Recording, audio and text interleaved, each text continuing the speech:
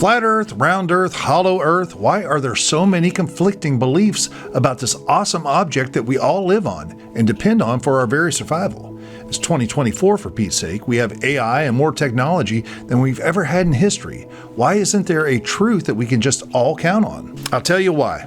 It's because we've been manipulated and lied to. Sure, it's all justified. The U.S. needed to win the Cold War, and space dominance, going to the moon, was just one of many avenues that our country was utilizing to win the war. It required money, a lot of money, and public support. So let's just show the public some photos of the Earth from space. Looky here, we live on a globe. Of course, those images are not real. They're composites. Even NASA has admitted that. But only after the fact, after consumer-level software like Photoshop became so powerful that an idiot with minimal skills could figure it out for themselves. And yes, I'm talking about me. Even so, I promise there are people out there listening right now that don't believe what I just said. The programming is strong, folks, and effective.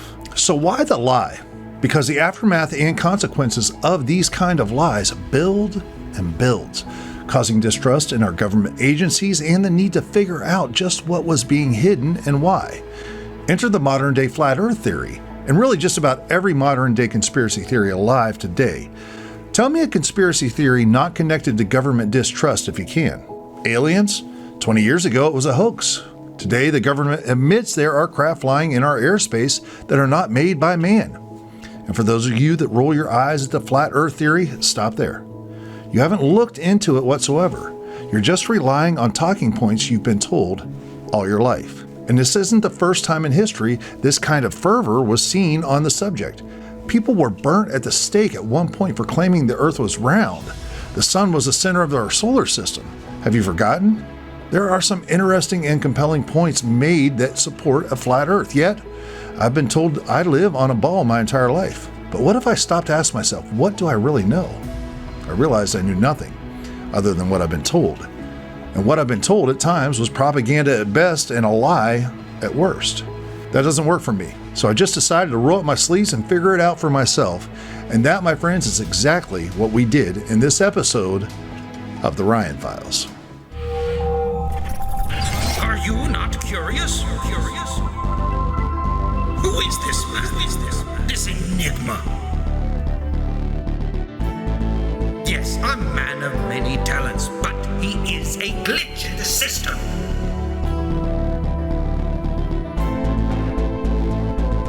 He spends his nights scouring texts for traces of lost knowledge.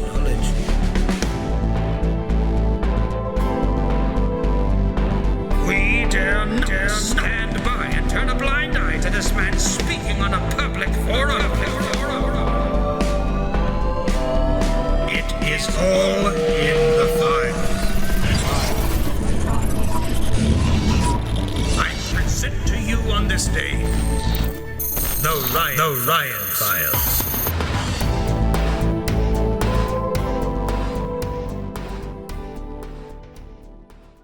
Scouting the lake. I've always wanted to measure the curvature of the Earth, to scientifically determine if it was flat or round, and if the Earth is round, is it the size we've always been told? So the first thing I needed to do for this experiment was to find a clear path over the water on Table Rock Lake to conduct the experiment. Using Google Earth, I was able to come up with two shorelines 5.54 miles apart. But before I could confirm they were a good choice, I had to put boots on the ground and check them out. Shoreline B, which became the target area of this experiment, was located at Indian Point on Table Rock Lake. The GPS coordinates are in the description if you want to check it out. There I would have team members Sean Barker, Justin Sassanella, and Clint Navarre collecting the data from our experiment. The beach was only 7.5 miles away from my house, so I got in the truck and headed down the road. I was happy to find convenient parking at the location, so it was time to hike down to the shore and scout the site. The spot was perfect for the target screen, and as I looked around, I'm not sure I could have handpicked a better spot. I made this mock-up for my Shoreline B team to demonstrate the direction the laser would be coming from. That island off to the right is called Crystal Cay, and according to my calculations, the laser should just skirt the eastern side of the island during the experiment. I got back in the truck and headed out for Shoreline A. I stopped briefly above the location of Shoreline B and took this helpful photo. again illustrating the projected path of the laser during the experiment. While the 2 points are just 5.54 miles away in a straight line across the water, it was nearly a 30-mile drive to get from point B to point A. Shoreline A was located at the old Highway 86 campground, and so I would need to make sure I secured a lot for the night of the experiment. The walk to the place where I wanted to set up the laser was super close, and again, I couldn't have picked a better location for this experiment. I was thankful that Michael Jung from the Lost Boys Barbershop agreed to join me on the night of the test. I took another photo across the lake to demonstrate the path of the laser for the experiment. As you can see, there is Crystal Cay once again. I was thankful to have the tiny island there. It would be instrumental in aiming the laser beam during the experiment. So with the 2 shorelines scouted, it was time to move forward with just how the 5 of us were going to conduct these experiments. The equipment. The main part of this experiment required the use of a high-powered laser, which could maintain a relatively tight beam and be visible over the course of 5.54 miles. I finally ended up getting the 2-watt Odin laser from biglasers.com, as well as the beam expander, though we didn't need it during the experiment. It was a remarkably powerful laser, and don't stress folks, I also got 5 pairs of safety glasses for myself and the boys. The next thing we needed was a target screen, which I fortunately already owned as part of my photo backdrop kit. Finally, we needed a weather balloon that we could inflate and fly over the target screen. I had no idea about the amount of helium I would need to inflate a large balloon, so I went with the minimal size I felt comfortable with, a 4-foot diameter balloon. And because the experiment would be ruined if we couldn't get the balloon launched, I had a few backup balloons ready and 5 tanks of helium. I was surprised to learn that there is currently a worldwide shortage of helium, and the tanks weren't cheap. And in the end, we only needed 1 balloon and only part of 1 tank of helium. Had I known this, I definitely would have went with a bigger weather balloon. That would have been awesome. Of course, there were 100 other things to pack, from drones to GoPros, chest harnesses, lasers, levels, land telescopes, plumb lines, and of course the most important thing that I thankfully packed, bug spray. So let's take a look at exactly what we would be testing and how we would test it. Experiment 1. Testing for flat Earth. This experiment is rather simple compared to the others. On Table Rock Lake, I have located 2 shorelines that are 5.54 miles apart using Google Earth and GPS coordinates to establish the distance. This model is not to scale, but it represents the 2 points used in all the experiments in this episode. On Shoreline A, we have a 2-watt green laser mounted on a tripod with a digital level. Using a plumb line, the laser beam will be exactly 36 inches above the level of the water's surface. The entire assembly of the laser and level were tested in advance to confirm the level accuracy of the green laser beam. 5.54 miles away on Shoreline B, we have a 10-foot by 12-foot white target screen. Using a second digital laser level, a level laser line will be established on the screen that is 36 inches from the water level.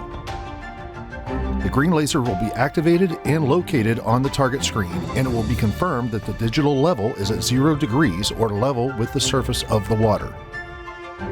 If the flat Earth model is correct, the green laser should hit the target screen 36 inches above the water level. If not, we'll move on to Experiment 2. Experiment 2. Testing the drop-off. Now, I know this can get a bit nerdy, so I'm going to try to explain it as simply as possible, but for all you geeks like me, dive into the math. Basically, this diagram is just looking for the value of h, or the height of the drop-off of the curved surface of the Earth that would occur between our 2 shorelines that are 5.54 miles apart. Rather than using some of the non-specific generalized formulas like the drop-off of the horizon equals 8 inches per mile squared, I went with the standardized assumptions about the circumference and radius of the Earth. So after a bit of calculating, I determined that the drop of the Earth from my vantage point on Shoreline A will be 20.47 feet, basically 20.5 feet from the target area on Shoreline B, 5.54 miles away. And this is how it would look on our original mock-up, which again is not to scale. From the vantage point of the laser on Shoreline A, the laser would travel parallel to the path of the horizon. So for this experiment, nothing needs to be changed at the Shoreline A location. The laser is already set to be level to the water level on a tangent with the Earth at this specific location. At Shoreline B, we will fly a large weather balloon up in the air just over the target site. And that's right, what kind of field trip would this be without a big weather balloon? Given that the height of H equals 20.47 feet and the laser is 36 inches or 3 feet above the water surface, I speculate that the laser should hit the balloon target around 23.5 feet above the water surface at Shoreline B. When we fire up the laser, we'll find out. Now, of course, there is a little wiggle room in this experiment. For example, I'm not taking the time to calculate the tilt angle at the target point. I believe there will be enough beam divergence or laser beam spread after 5.54 miles that we'll be making estimates anyways. But I do believe we should be able to put the laser on the target within a reasonable distance of the projected height of the balloon. If we're in the ballpark, I think it's safe to assume that what we've been told about the size of the Earth is accurate. But there's still one more test to run that will once and for all answer all our questions. Experiment 3. Testing the curve.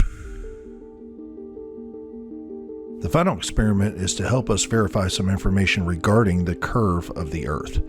So for all the geeks, here is the math. Similar to experiment 2, this test gets a little bit nerdy, which I love, so I'll try to explain it as simply as I can. Just know that all the data derived for this experiment is based on this diagram and the calculations you see.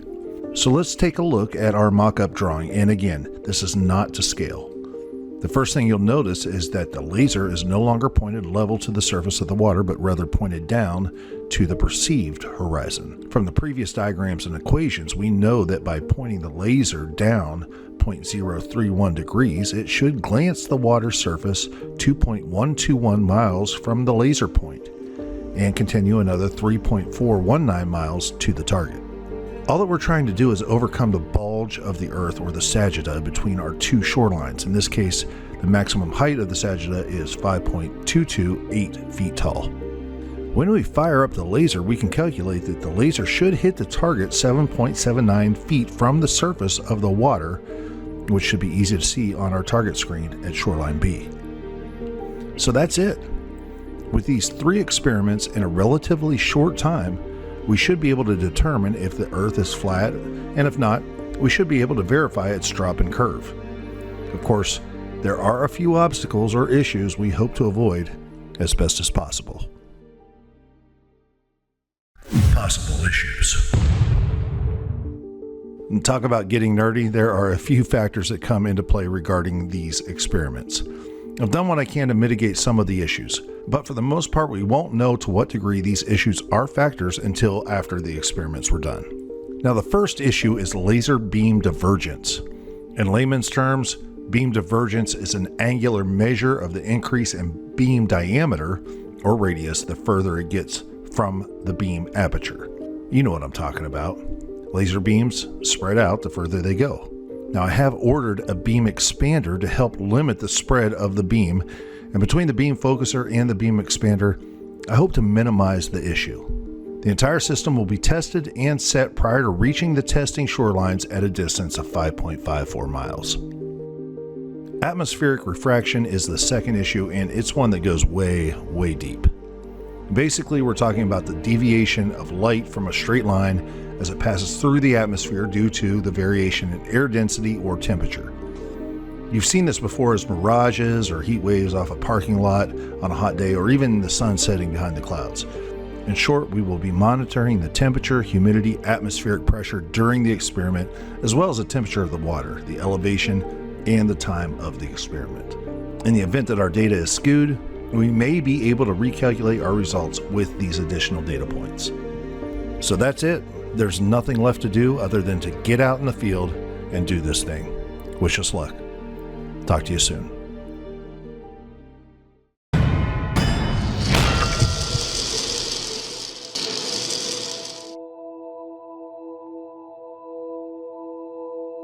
It was Wednesday, June 26th, 2024, when me and my team headed out to the lake to do some Earth calculations. Why are you even doing this, you might ask? Well, let me explain. Just like most of you listening, I was brought up with the knowledge that the Earth is round. Moreover, I was taught in school just how ridiculous the concepts of a flat Earth were. I remember being taught in middle school and high school how there was a real fear for Christopher Columbus's journey to the New World, as it was thought it might be possible to sail off the Earth. Do you remember being taught about those burnt at the stake who made the absurd claim that the Earth was round and not flat? Isn't it curious that modern-day academia says that such things were never taught in our schools, but I remember it well. That was the history I was taught. It was history. It was a reality for those people back in the 14, 15, and 1600s. Now think about that. Why am I being told something different today? It's as if our history is being changed. Nonetheless, a thought came to my mind. What if I had been born in the 1500s and grew up to believe the Earth was flat? Most of us are just a product of what we are taught. 1500s me may have thought that all those globe earthers were crazy. Now, of course, I wouldn't have burnt them at the stake. The question is, how do you know what you know? Why do you believe what you believe? Is it because you were told or taught it? Is it because you've believed a deception, such as some photos of Earth from outer space? Is it because the world will label you, make fun of you, call you an idiot, or even put content claims on your videos if you believe something other than the accepted narrative?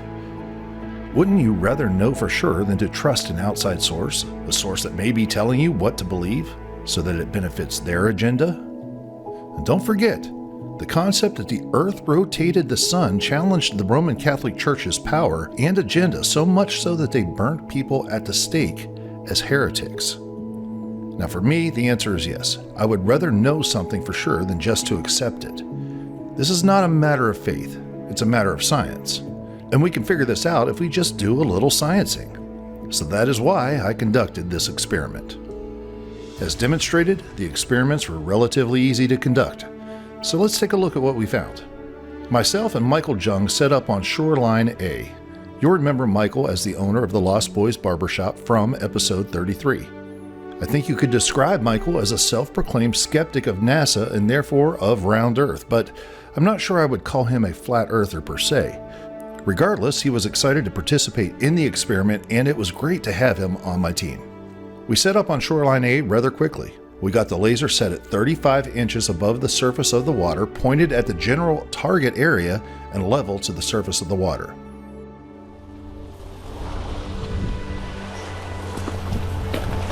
So we're set up, we're just hanging out. We've got the laser set up, enjoying ourselves. We've got a telescope over there. We're trying to get communications up and running between our 2 points, but we'll see what happens. We'll see what happens, baby. Let me see if I can see anything in the telescope. It was time to check in on Shoreline B. 5.54 miles north on Shoreline B, the boys were being awesome. Their team consisted of Sean Barker, yes, the man in black himself, who you might have seen in episodes 35, 28, 9, and 4. And if you haven't, go back and check out episode 9.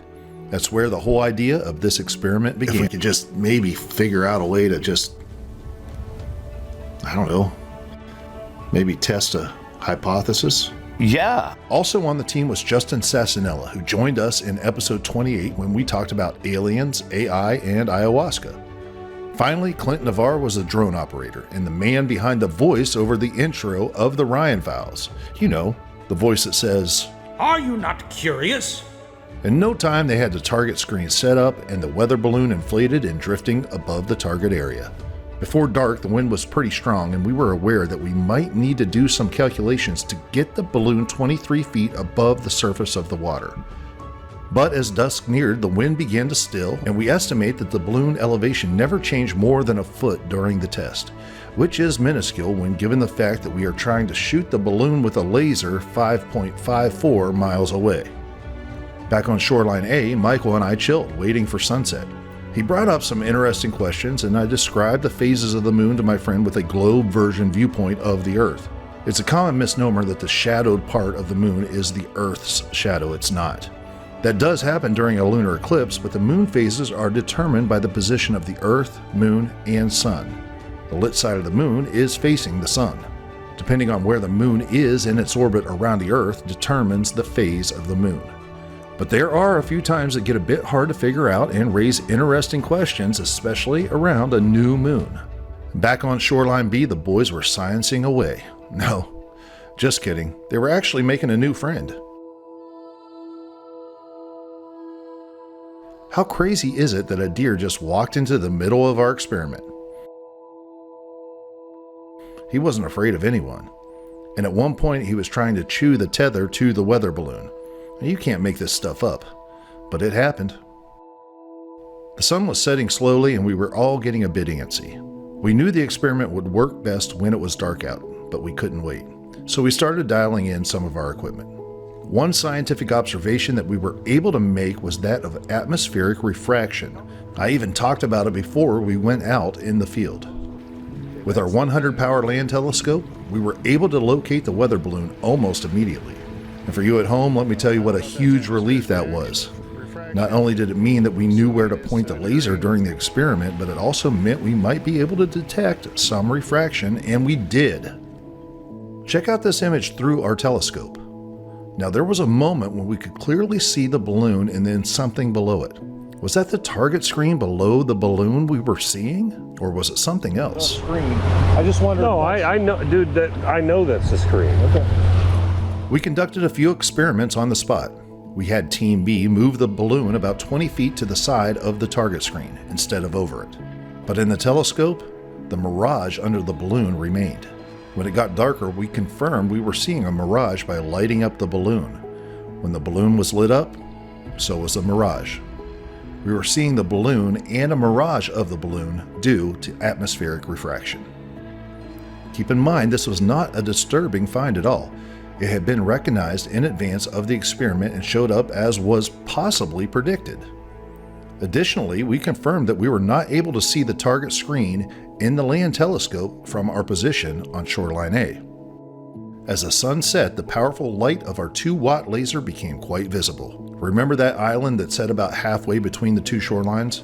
Well, Michael and I were able to use it to focus in the laser to the tightest beam we possibly could by bouncing the light off the trees. Eventually, it was time for the official experiment to begin. As mentioned in the mock-ups of the experiments, all we had to do at Shoreline A was fire the laser off level to the water, pointed at the direction of the target. Sounds easy enough, right? Well, not exactly. This is where I'm so happy to have done the math and research in advance. With the help of my engineering friend, John Jeffords, I was able to connect with a fabricator in Wisconsin to make 2 mounts for this test, one for the laser and one for the digital level. A special shout out to Mods Machining for perfectly fabricating the pieces and shipping them within just a few days. You guys rock. With the 2 units in place, I could make small estimates of the laser's parallelism. Time to get nerdy. Let me explain. Here is an illustration of laser parallelism. If I were to shoot the green laser and the red laser from the level at a target 1 foot away, the center of the 2 beams would be 2 inches apart. But what if the target was moved 25 feet away and suddenly the 2 beams were almost 5 inches apart? Then you would know that the laser beam itself was not exactly parallel to the body of the laser itself. And there are a ton of possibilities here to contend with, from the mounts to the rail mount, the laser beam versus the housing, just so many variables to contend with. Speaking honestly, I'm surprised we got this close. There are just so many tiny factors that when combined can make a huge difference. In tests conducted before our field experiment, I estimated the distance between my 2 beams diverged 2 7/8 inches wider when testing at 25 feet, and I made sure to rotate the laser housing to make sure it was a 90-degree drop down to make the calculations. So here's the nerdy facts. Extrapolating this out, I can assume when my level was at 0.0 degrees or level with the water over the course of 5.54 miles, my green laser beam would drop about 280 feet at a downward angle of 0.54 degrees. What's this mean for our experiment? Well, given laser beam spread and the fact that my laser level had an accuracy of plus or minus 0.1 degrees and that we are needing accuracy down to the 100th, even the 1000th. And let us not forget that our laser will be off target by over 280 feet when it reaches the target area. Well, I guess we should just give up. That's it. Experiment over. Thanks for watching. Sorry to disappoint you. Relax, friends. No worries. I expected these errors. At the end of the day, I am not NASA or SpaceX. I don't have the budget to get the necessary equipment to zero these experiments down to the tens of thousands of a degree. But really, we don't need to. All we need to do is observe if our mathematical predictions were correct, realizing 3 things. 1, this is the reality of the math. 2, this is the reality of our laser direction due to parallelism. And 3, this is the reality when correcting the parallelism issue. When corrected, we're off by less than 1/10 of a degree, which means we are within the tolerance of the laser level. That is awesome. So, when it was finally dark and I fired up the laser, level to the water according to my digital laser level, I wasn't disappointed to find that the green beam was hitting the water not too far distant off the shoreline. And in no time, we recorded this beautiful piece of data.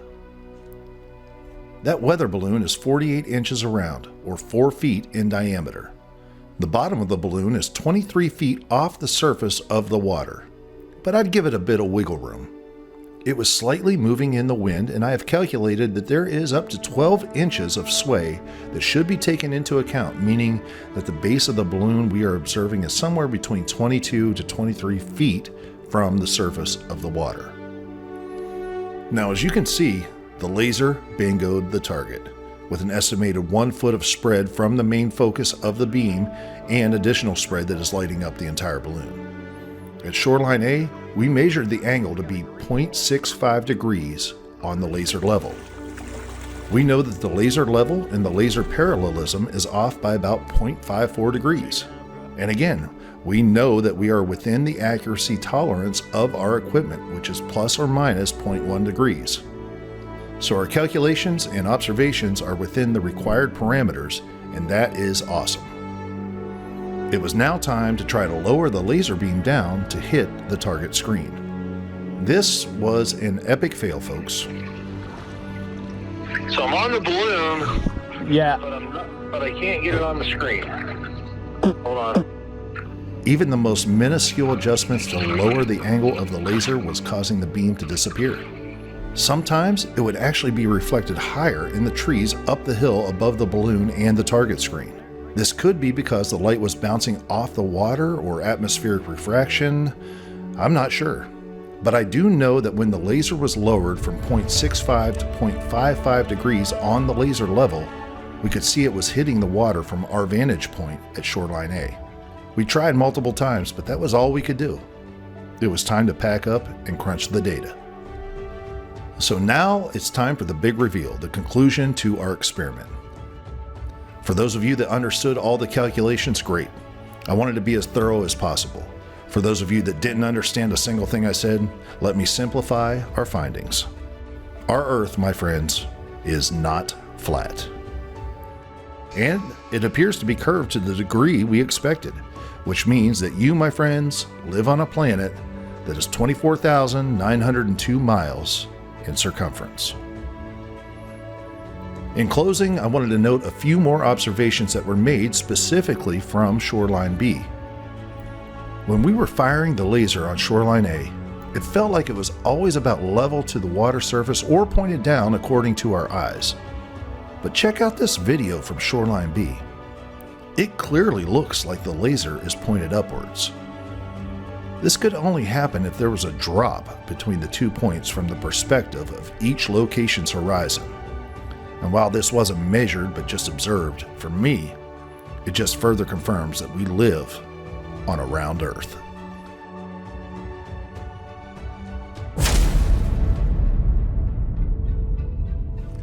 Tune in next week, my friends, to the exciting conclusion of this experiment as I interview Michael Jung, Justin Sassanella, Clint Navarre, and Sean Barker to get their thoughts on the experiment and what we discovered.